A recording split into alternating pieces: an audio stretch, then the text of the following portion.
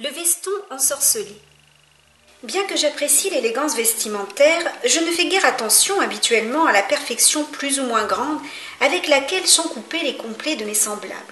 Un soir pourtant, lors d'une réception dans une maison de Milan, je fis la connaissance d'un homme qui paraissait avoir la quarantaine et qui resplendissait littéralement à cause de la beauté linéaire, pure, absolue de son vêtement. Je ne savais pas qui c'était, je le rencontrais pour la première fois et pendant la présentation, comme cela arrive toujours, il m'avait été impossible d'en comprendre le nom. Mais à un certain moment de la soirée, je me trouvai près de lui et nous commençâmes à bavarder. Il semblait être un homme poli et fort civil, avec toutefois un soupçon de tristesse. Avec une familiarité peut-être exagérée, si seulement Dieu m'en avait préservé, je lui fis compliment pour son élégance. Et j'osais même lui demander qui était son tailleur. L'homme eut un curieux petit sourire, comme s'il s'était attendu à cette question. Presque personne ne le connaît, dit-il, et pourtant c'est un grand maître. Mais il ne travaille que lorsque ça lui chante, pour quelques clients seulement. De sorte que moi... Oh, vous pouvez essayer, vous pouvez toujours. Il s'appelle Corticella, Alfonso Corticella, rue Ferrara, au 17. Il doit être très cher, j'imagine. Je le pense, oui. Mais à vrai dire, je n'en sais rien. Ce costume, il me l'a fait il y a 3 ans et il ne m'a pas encore envoyé sa note. Corticella, rue Ferrara, au 17, vous avez dit. Exactement, répondit l'inconnu. Et il me planta là pour se mêler à un autre groupe. Au 17 de la rue Ferrara, je trouvai une maison comme tant d'autres, et le logis d'Alfonso Corticella ressemblait à celui des autres tailleurs. Il vint en personne m'ouvrir la porte. C'était un petit vieillard aux cheveux noirs qui était sur mon teint. À ma grande surprise, il ne fit aucune difficulté. Au contraire, il paraissait désireux de me voir devenir son client. Je lui expliquai comment j'avais eu son adresse, et je louai sa coupe et lui demandai de me faire un complet. Nous choisîmes un peigné gris, puis il prit mes mesures et s'offrit de venir pour l'essayage chez moi. Je lui demandai son prix. « Cela ne pressait pas, me répondit-il, nous nous mettrions toujours d'accord. » Quel homme sympathique, pensai-je tout d'abord. Et pourtant, plus tard, comme je rentrais chez moi, je m'aperçus que le petit vieux m'avait produit un malaise, peut-être à cause de ses sourires trop insistants et trop doucereux. En somme, je n'avais aucune envie de le revoir. Mais désormais, le complet était commandé, et quelques 20 jours plus tard, il était prêt. Quand on me le livra, je l'essayai pour quelques secondes devant mon miroir. C'était un chef-d'œuvre. Mais je ne sais trop pourquoi, peut-être à cause du souvenir du déplaisant petit vieux, je n'avais aucune envie de le porter. Et des semaines passèrent avant que je me décide. Ce jour-là, je m'en souviendrai toujours. C'était un mardi d'avril et il pleuvait. Quand j'eus passé mon complet, pantalon, gilet et veston, je constatai avec plaisir qu'il ne me tiraillait pas et ne me gênait pas aux entournures comme le font toujours les vêtements neufs. Et pourtant, il tombait à la perfection. Par habitude, je ne mets rien dans la poche droite de mon veston. Mes papiers, je les place dans la poche gauche. Ce qui explique pourquoi, ce n'est que 2 heures plus tard, au bureau, en glissant par hasard ma main dans la poche droite, que je m'aperçus qu'il y avait un papier dedans. Peut-être la note du tailleur. Non. C'était un billet de 10 000 livres. Je restai interdit. Ce n'était certes pas moi qui l'y avais mis. D'autre part, il était absurde de penser à une plaisanterie du tailleur Corticella. Encore moins un cadeau de ma femme de ménage, la seule personne qui avait eu l'occasion de s'approcher du complet après le tailleur. Est-ce que ce serait un billet de la Sainte Farce ? Je le regardais à contre-jour, je le comparais à d'autres. Plus authentique que lui, c'était impossible. L'unique explication, une distraction de Corticella. Peut-être qu'un client était venu lui verser un acompte. À ce moment-là, il n'avait pas son portefeuille et pour ne pas laisser traîner le billet, il avait glissé dans mon veston pendu à un cintre. Ce sont des choses qui peuvent arriver. J'écrasai la sonnette pour appeler ma secrétaire. J'allais écrire un mot à Corticella et lui restituer cet argent qui n'était pas à moi. Mais à ce moment, et je ne saurais en expliquer la raison, je glissai de nouveau ma main dans ma poche. « Qu'avez-vous, monsieur ? Vous ne vous sentez pas bien me demanda la secrétaire qui entrait alors. J'avais dû pâlir comme la mort. Dans la poche, mes doigts avaient rencontré les bords d'un morceau de papier qui n'y était pas quelques instants avant. Non, non, ce n'est rien, dis-je, un léger vertige. Ça m'arrive parfois depuis quelque temps, sans doute un peu de fatigue. Vous pouvez aller, mon petit. J'avais à vous dicter une lettre, mais nous le ferons plus tard. Ce n'est qu'une fois la secrétaire sortie que j'osai extirper la feuille de ma poche. C'était un autre billet de 10 000 livres. Alors je fis une troisième tentative, et un troisième billet sortit. Mon cœur se mit à battre la chamade. J'eus la sensation de me trouver entraînée pour des raisons mystérieuses dans la ronde d'un conte de fées comme ceux que l'on raconte aux enfants et que personne ne croit vrai. Sous le prétexte que je ne me sentais pas bien, je quittai mon bureau et rentrai à la maison. J'avais besoin de rester seule. Heureusement, la femme qui faisait mon ménage était déjà partie. Je fermai les portes, baissai les stores et commençai à extraire les billets l'un après l'autre, aussi vite que je le pouvais, de la poche qui semblait inépuisable. Je travaillais avec une tension spasmodique des nerfs, dans la crainte de voir cesser d'un moment à l'autre le miracle. J'aurais voulu continuer toute la soirée, toute la nuit, jusqu'à accumuler des milliards. Mais à un certain moment, les forces me manquèrent. Devant moi, il y avait un tas impressionnant de billets de banque. L'important maintenant était de les dissimuler pour que personne n'en ait connaissance. Je vidai une vieille malle pleine de tapis et dans le fond je déposai par liasses les billets que je comptais au fur et à mesure. Il y en avait largement pour 50 millions. Quand je me réveillai le lendemain matin, la femme de ménage était là, stupéfaite de me trouver tout habillée sur mon lit. Je m'efforçai de rire, lui expliquant que la veille au soir, j'avais bu un verre de trop et que le sommeil m'avait surpris à l'improviste.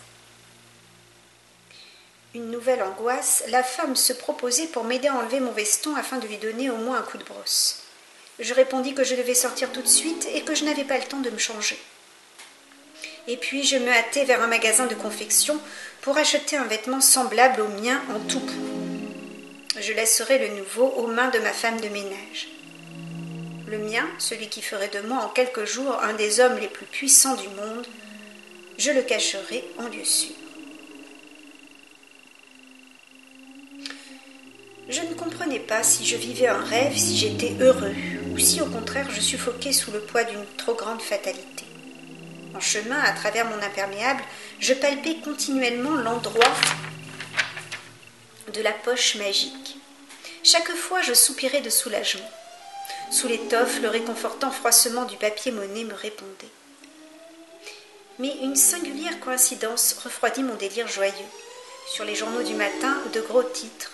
L'annonce d'un cambriolage survenu la veille occupait presque toute la première page. La camionnette blindée d'une banque qui, après avoir fait le tour des succursales, allait porter au siège central les versements de la journée, avait été arrêtée et dévalisée rue Palmanova par 4 bandits. Comme les gens accouraient, un des gangsters, pour protéger sa fuite, s'était mis à tirer. Un des passants avait été tué. Mais c'est surtout le montant du butin qui me frappa. Exactement 50 millions, comme les miens. Pouvait-il exister un rapport entre ma richesse soudaine et le hold-up de ces bandits survenus presque en même temps? Cela semblait ridicule de le penser. Et je ne suis pas superstitieux. Toutefois, l'événement me laissa très perplexe. Plus on possède et plus on désire. J'étais déjà riche, compte tenu de mes modestes habitudes, mais le mirage d'une existence de luxe effrénée m'éperonnait. Et le soir même, je me remis au travail. Maintenant, je procédais avec plus de calme et les nerfs moins tendus. 135 autres millions s'ajoutèrent au trésor précédent. Cette nuit-là, je ne réussis pas à fermer l'œil. Était-ce le pressentiment d'un danger, ou la conscience tourmentée de l'homme qui obtient, sans l'avoir mérité, une fabuleuse fortune, ou une espèce de remords confus? Aux premières heures de l'aube, je sautai du lit, m'habillai et courus dehors en quête d'un journal. Comme je lisais, le souffle me manqua. Un terrible incendie provoqué par un dépôt de pétrole qui s'était enflammé avait presque complètement détruit un immeuble dans la rue de San Cloro, en plein centre. Entre autres, les coffres d'une grande agence immobilière qui contenait plus de 130 millions en espèces avaient été détruits. 2 pompiers avaient trouvé la mort en combattant le sinistre. Dois-je maintenant énumérer un par un tous mes forfaits? Oui, parce que désormais je savais que l'argent que le veston me procurait venait du crime, du sang, du désespoir, de la mort, venait de l'enfer. Mais insidieusement, ma raison refusait railleusement d'admettre une quelconque responsabilité de ma part. Et alors la tentation revenait, et alors ma main, c'était tellement facile, se glissait dans ma poche, et mes doigts, avec une volupté soudaine, étreignaient les coins d'un billet toujours nouveau. L'argent, le divin argent. Sans quitter mon ancien appartement pour ne pas attirer l'attention, je m'étais acheté en peu de temps une grande villa. Je possédais une précieuse collection de tableaux, je circulais en automobile de luxe et, après avoir quitté mon emploi pour raison de santé, je voyageais et parcourais le monde en compagnie de femmes merveilleuses. Je savais que chaque fois que je soutirais de l'argent de mon veston, il se produisait dans le monde quelque chose d'abject et de douloureux. Mais c'était toujours une concordance vague, qui n'était pas étayée par des preuves logiques. En attendant, à chacun de mes encaissements, ma conscience se dégradait et devenait de plus en plus vile. Et le tailleur? Je lui téléphonai pour lui demander sa note, mais personne ne répondit. Via Ferrara, on me dit qu'il avait émigré, qu'il était à l'étranger, on ne savait pas où. Tout conspirait pour me démontrer que, sans le savoir, j'avais fait un pacte avec le démon. Cela dura jusqu'au jour où, dans l'immeuble que j'habitais depuis de longues années, on découvrit un matin une sexagénaire retraitée, asphyxiée par le gaz. Elle s'était tuée parce qu'elle avait perdu les 30 000 lires de sa pension qu'elle avait touchées la veille et qui avaient fini dans mes mains. Assez, assez. Pour ne pas m'enfoncer dans l'abîme, je devais me débarrasser de mon veston. Mais non pas en le cédant à quelqu'un d'autre, parce que l'opprobre aurait continué. Qui aurait pu résister à un tel attrait? Il devenait indispensable de le détruire. J'arrivai en voiture dans une vallée perdue des Alpes. Je laissai mon auto sur un terre-plein herbeux et je me dirigeai droit sur le bourg. Il n'y avait pas âme qui vive. Après avoir dépassé le bourg, j'atteignis le gravier de la Moraine. Là, entre 2 gigantesques rochers, je tirai du sac tyrolien l'infâme veston, l'imbibai d'essence et y mis le feu. En quelques minutes, il ne resta que des cendres. Mais à la dernière lueur des flammes, derrière moi, à 2 ou 3 mètres, aurait-on dit, une voix humaine retentit. « Trop tard, trop tard !» Terrorisée, je me retournai d'un mouvement brusque, comme si un serpent m'avait piqué. Mais il n'y avait personne en vue. J'explorai tout alentour, sautant d'une roche à l'autre pour débusquer le maudit qui me jouait ce tour. Rien. Il n'y avait que des pierres. Malgré l'épouvante que j'éprouvais, je redescendis dans la vallée avec une sensation de soulagement. Libre, finalement. Et riche, heureusement. Mais sur le talus, ma voiture n'était plus là. Et lorsque je fus rentré en ville, ma somptueuse villa avait disparu. À sa place, un pré inculte avec l'écriteau « Terrain communal à vendre ». Et mes comptes en banque, je ne pus m'expliquer comment, étaient complètement épuisés. Disparus de mes nombreux coffres-forts les gros paquets d'actions. Et de la poussière, rien que de la poussière, dans la vieille malle. Désormais, j'ai repris péniblement mon travail. Je ne m'en tire qu'à grand-peine. Et ce qui est étrange, personne ne semble surpris par ma ruine subite. Et je sais que ce n'est pas encore fini. Je sais qu'un jour la sonnette de la porte retentira. J'irai ouvrir et je trouverai devant moi ce tailleur de malheur avec son sourire abject pour l'ultime règlement de compte. Bon, bah voilà, c'est pas guégué, hein, mais enfin bon, voilà, hein, faut pas jouer avec l'argent, tout ça, c'est pas bien. Voilà, bon, je vous dis ciao, à bientôt.